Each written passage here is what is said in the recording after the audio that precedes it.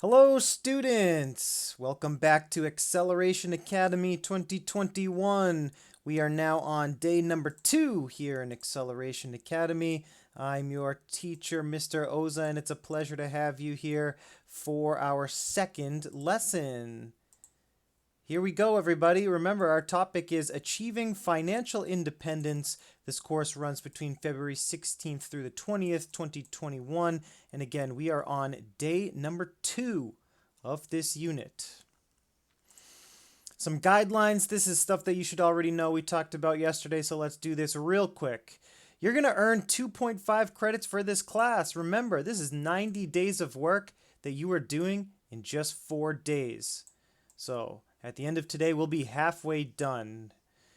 Attend each day. Remember, this is a lot of credit that you're getting in a short period of time, so you have to attend every day to earn that credit. All right, you have to complete all the assignments. All right, we're doing 3 assignments a day times 4 days. That's only 12 total assignments. Hopefully you were able to finish all the assignments from yesterday. If you didn't, don't stress it. You can do it after school today, all right? You still have time as long as you get everything done by the end of the week. Today, we are going to do 3 more assignments, and we'll go over the details of those in just a minute. As you already know, the school day goes between 8:30 and 12:30, and we have 3 assignments to do. We're going to have 2 short breaks in the middle of the day. When you finish the first assignment, you can take a short 5-minute break, like I always say. Grab some water, grab some fresh air, grab some coffee if that's your thing. Get something to eat, and then you can work on the second assignment. Finish that, you can take another short break before you do the third assignment. And actually at 12:20 is when we will go in a whole school meeting and we will do a drawing for a prize. You will be able to earn a prize if your name is called during the drawing, which you'll get on Friday.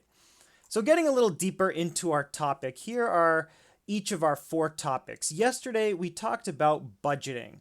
We talked about the first step to achieving financial independence is setting a budget. You have to keep track of your income and your expenses. You have to make sure that you have a higher income level than your expenses. All right? That extra money that you have at the end of the month, that's called your surplus. What do you do with that surplus? Put it into an emergency fund. All right? If you have a nice emergency fund that's going to last you 3 to 6 months, then it's time to start saving for other things. What are those other things?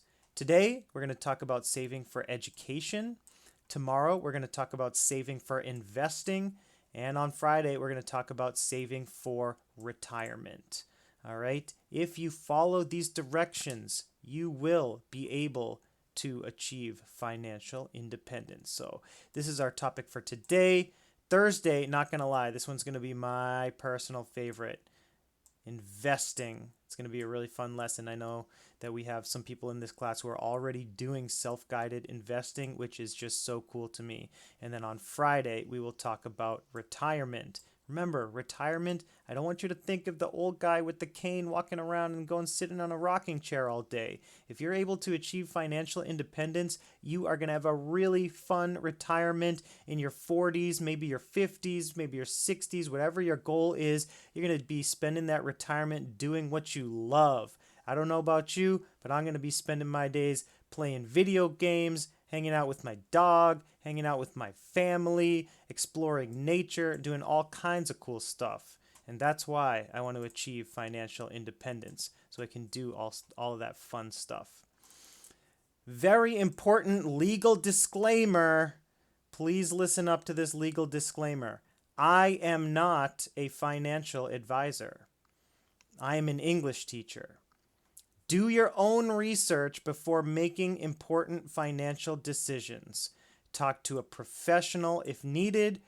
Go to your local credit union, such as Metro Credit Union or Merrimack Valley Federal Credit Union. So remember, I'm just your English teacher. I have a professional license to teach English. I am not a professional financial advisor. You need a special license to be a certified financial planner, okay? I don't have that license. Like I said yesterday, that being said, I'm very passionate about this topic. I have done years worth of research, put in a lot of time, a lot of money, right, and a lot of effort into achieving my own financial independence, okay? But legally, I have to warn you that I am not certified to give financial advice. And in case you were wondering, yes, this is an English class. If this is your first day in class, you might be wondering, this sounds a lot like a math class, but as you know from yesterday's class, we were reading informational text, we're practicing vocabulary, analyzing claims and evidence, and of course, at the end of the day, writing expositions and narratives. All right, so we are in an English class. It's just that this informational text that we're looking at is kind of based on math, which is pretty cool if you ask me, especially when you consider my favorite part of math, which is when you put a dollar sign in front of any number. So here are our instructions for today. They're very similar to yesterday. In fact, they're exactly the same. You're already working in the Google Doc for this assignment, Day 2 Vocab. All right, once this video is over, you're going to finish this document and you're going to turn it in. Then you're going to take a quick short break, 5 minutes. You're going to come back and you're going to do Day 2 Reading, posted right there in Google Classroom. Then, once that assignment is done, that one's probably going to take you the longest. That middle one is probably the longest assignment. Once you finish that, you're going to work on Day 2 Writing, the 2-paragraph mini essay that you have to write at the end of the day. Real quick 30-second recap from yesterday. Here's our review session. What is financial independence? We came up with the technical definition yesterday, but our kind of student-friendly definition is having enough money to do whatever you want. Another way of putting it is financial freedom. When you're not stressed about paying your bills, when you're not stressed about unexpected expenses like a broken refrigerator, a water heater exploding, right? Medical bills, a car repair. When you're not stressed about expenses that you might not be expecting, and you have the ability to buy things, pay for your groceries, pay for your rent or your mortgage without stressing. I feel like this is a goal that pretty much all of us have. So we're going to try and reach this goal together. Now, let's talk about our vocab words for the day. Here is our first vocab word. It is average annual salary. All right, what is average annual salary? Remember, yesterday we were talking a lot about income. Income is when money comes into your bank account, all right? Salary is one type of income. Ideally, as you get older and you become more and more savvy with your investments, you will have more forms of income. Right now, the simplest and easiest way to make an income is to get a job. All right, if you have a job, you are making salary. All right, your average annual salary is the average amount of money that you make in 1 year. I hear students oftentimes say, Mr., what's a really good average annual salary? And I will tell you, it depends on your education level. If you have no high school diploma, again, these are average numbers, like, reported by the United States Census Bureau. So this is a very credible resource, a very credible source of this information. So on average, remember, average annual salary, if you have no high school diploma, you're going to be making roughly $19,000 per year. If you have a high school graduation, or a high school diploma, or a GED, your average salary is going to look more like this, $28,000 per year. Now here they don't list associate's degree, but based on my research, which you will see later in the day, your associate's degree, which is a great goal to have, you're going to be around $46,000 per year. And that would go in this spot right here. I'm going to put a little A right here for associate's degree. All right.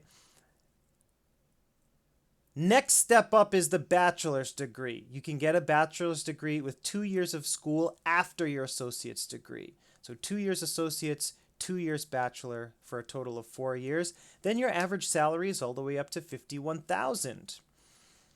A master's degree you can earn in 2 years or less. My wife got a master's degree in less than 2 years.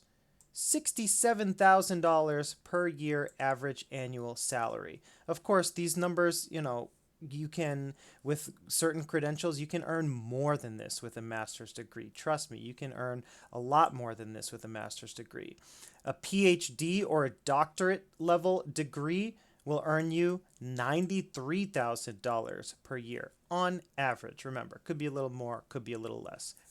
All right. So your goal, if you're trying to achieve financial independence, should be to try to have the highest possible average annual salary. Remember our goal from yesterday? We want to have more income than expenses. And what's the easiest way to make income? The simplest way to make income? Get a job. All right? The more education you have, the better job you're going to have. Better job you have, the higher your average annual salary will be. All right? So I think that's enough talk about average annual salary. At least for now, we'll go into the details of that later when you read the text. So if I'm telling you got to get education to get a good job, to make a good salary, how are we going to pay for school? Paying for school. I've been doing this job for 9 years, and I've had hundreds, if not thousands, of conversations with students about financial aid and student loans. Student loans, we'll do that in the next slide or 2 slides from now. Financial aid is a beautiful, beautiful thing. Financial aid is literal free money. There are very, very, very few opportunities in life where you get literal free money. One of those opportunities is when you go to school. Okay? You can do scholarships. Scholarships, some of them are merit-based, so if you have good grades, good attendance, you can get a scholarship, right? If you fall under certain demographics, if you're, certain nationality, a certain ethnicity, you speak a certain language, you're an immigrant, all of these different demographics can earn you a scholarship. My sister, for example, when she went to college, she got a scholarship just for being an Asian immigrant, right? And she wasn't even an immigrant herself. My parents were immigrants from Asia, and they came over here in the 1980s, and so she got a scholarship because her parents were immigrants from Asia. Pretty sweet deal, all right? FAFSA money is need-based, okay? We're going to talk about that now in the next step. But again, in this next slide, we're talking about literal free money. So, financial aid is free money, whether it's from FAFSA or scholarships or grants. All right, so let's get into the details of this FAFSA mystery. What is FAFSA? First of all, it stands for Free Application for Federal Student Aid. Again, one of the very, very few times in life that you're going to get free money. Maybe your grandma will send you $20 on your birthday. If you're lucky, that's free money right there. All right, that's not going to happen for your whole life. This is one of the few chances when you as a young adult will get a whole bunch of free money. All right. This is based on your needs. Okay. Essentially, if you need a lot of help paying for school, you're going to get a lot more money. Okay.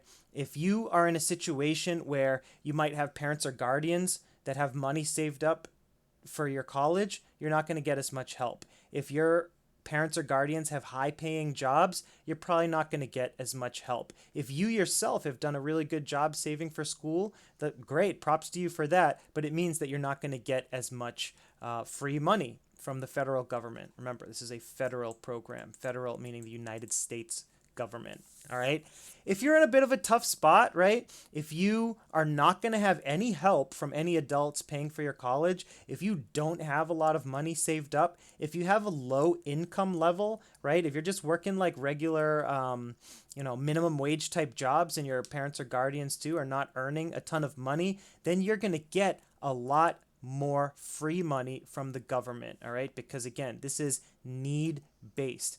You might be wondering, why is the government giving me free money? It sounds too good to be true. Remember, the government benefits from having educated citizens. Citizens that are educated get good jobs. People who have good jobs buy things. They buy cars, they buy houses, they buy iPads, right? You have to pay taxes and all those things. So if a person is well educated and they get a good job, they're going to pay a lot in taxes, right? Property tax, gas tax, sales tax, meals tax when you go out to eat on a Friday night, all of these things, right? So everybody wins. You get your education, you get a good paying job, and you get your come up in life, right? And the government wins too. Because of your education, because of your good paying job, you're paying a lot more in taxes. You're paying for, the car that you just bought, the house that you just bought, all of the cool consumer electronics that you bought, the $38 in taxes that you have to pay for buying a PS5, the government benefits from that. So it's a win-win situation. That's why the government puts aside billions of dollars per year to just literally give out to people like you. What do you need to do to get that free money? You just have to fill out this application. It's free. It's right there in the name. It's free. So when people stress about paying for school, I feel like they're not really thinking about FAFSA, okay? Because especially if you need it, you'll get it. All right. FAFSA is going to pay for, a decent amount. Of course, it depends on who you are and your situation in life. But FAFSA might not pay. They might pay for your entire education, but they might not pay for the whole thing. So what are you going to do if FAFSA doesn't cover your entire education? You might be able to just pay out of pocket. You might have a job of your own. You might have money saved up. You might just have money ready to go sitting in your bank account ready to pay. Maybe not. If you don't have money sitting there ready to go, you can take out a student loan. Now, if you ask me, this is the most important slide. This is the most important moment of your day. This might be the most important moment of this entire unit, this student loans page, okay? I am here to tell you that loan is not a dirty word. It's not a bad word, okay? And loans are not evil. Loans are not the devil. Loans are actually your friend. If you're responsible, if you know what you're doing, if you listen to this advice, loans can make the difference between being, $30,000 average annual salary and $75,000 average annual salary. All right. If you know what you're doing and you use student loans to your advantage, you're going to really set yourself up for success. Okay? Trust me on this. I am speaking from experience. I'm telling you because I went through this process myself. So what is the definition of a loan? It's obviously money that you borrow to pay for school that you must pay back, plus interest. The interest is not going to be super high. Subsidized loans, you're paying an interest rate of like 2 to 3%. All right? It's like similar to a car loan, the same interest level, or even a mortgage these days, right? Interest rates are not that high right now. All right? Now, why do people think loans are so evil? They're so bad. Well, people don't like to be in debt. That's completely understandable. It really hurts when you have to pay a portion of your hard-earned money to just repay off your debts. But if you do the math, college loans are really, really worth it. All right? And I'll give you a little example here. Here's why. All right? If you have a bachelor's degree, you can earn roughly $50,000 per year, okay? Over the course of a 40-year career with that bachelor's degree, you're going to make over $2 million. Sounds really good, right? $2 million, pretty solid career right there. If you had just stuck with a high school diploma, you're only earning $1.4 million during that 40-year time span, right? That's a difference of $600,000. All you need is that 4 years of school to get you that bachelor's degree, and you're earning an extra $600,000, right? You don't want to leave that money on the table, but maybe a loan stresses you out. So you leave that money on the table. You don't want to take that money. You don't want to take out a loan. But over the course of your life, $600,000, you want to get up to that $2 million level for your career earnings, all right? In this example that I just gave, a loan of $30,000 would pay for your bachelor's degree. You're not even going to need $30,000 in loans to pay for your bachelor's degree because you're going to have some financial aid. But let's just say you have loans paying for your entire bachelor's degree. That loan of $30,000 to help you get your degree would help you earn an extra $600,000 over the course of your career. That is a 1,900% return on investment. Okay? A yearly return of 7.78% return on investment. That is a ridiculous profit.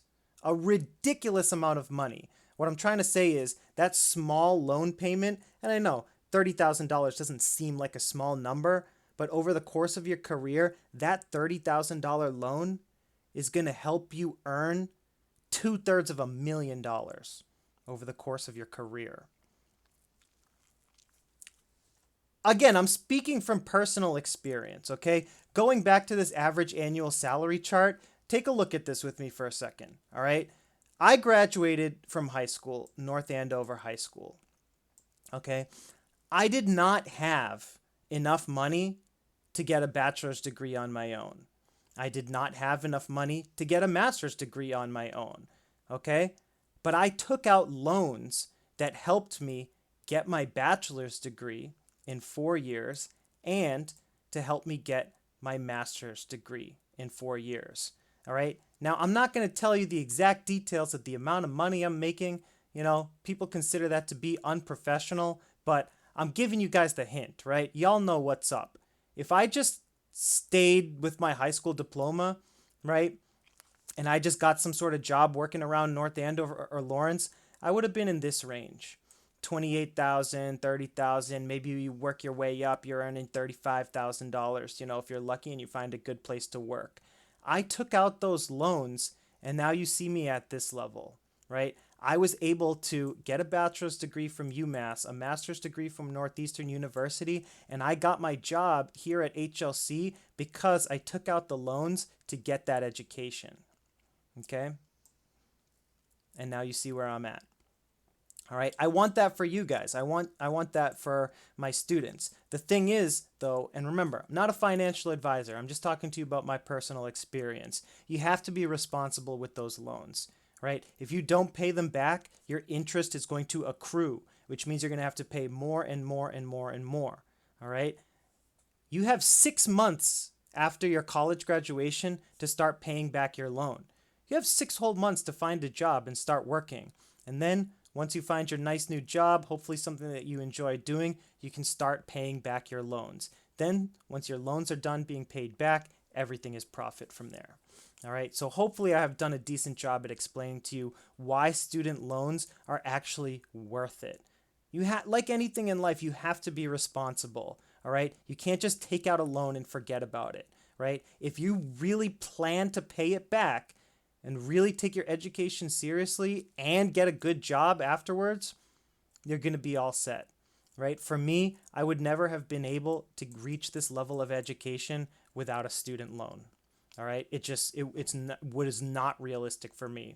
Just a kid from North Andover High trying to get a master's degree. I didn't have the money sitting there in my back pocket, and neither did my parents. Had to take out loans, got a job, paid them back. All right, last vocab word for the day is 529 plan. What is a 529 plan? Sounds kind of complicated. It's really not. 529 plan is a really cool benefit that helps you avoid paying taxes. Yes, all kinds of crazy benefits when you go to school, right? A couple slides ago, you get literal free money from FAFSA. Here, 529 plan, you can avoid paying taxes. It's very clear what the government wants you to do. The government really wants you to go to school. They're going to make it worth your while. They're going to even pay for some of it. And if you participate in this 529 plan, you don't even have to pay taxes on your investment gains. So what is a 529 plan? It's an investment account, okay, that's going to help you pay for school. You deposit money into this account, and your money is automatically invested in stocks and bonds and other equities. All right. As those investments grow and as your positions become more profitable in that account, you're not going to have to pay taxes on those gains. Normally, when you invest in anything, whether it's a stock market or cryptocurrency or real estate, the profits that you make, you have to pay taxes on, right? The government takes its cut out of your profits. If you're using this investment tool specifically for school, you don't have to pay taxes on those gains. All right? It helps if you have this 529 plan open for a long period of time. Okay? So some of you might have one, some of you might not. If you're planning on going to school for a long time, right? If you're planning to get an associate's degree, bachelor's degree, maybe a master's degree, maybe a doctorate degree, you might be in school for 6 to 10 years. And that's enough time for your investments to grow, right? If you save up your money and you deposit money into your 529 account through your entire college career, you could save up a lot of money and not pay any taxes on those gains, on those profits. All right.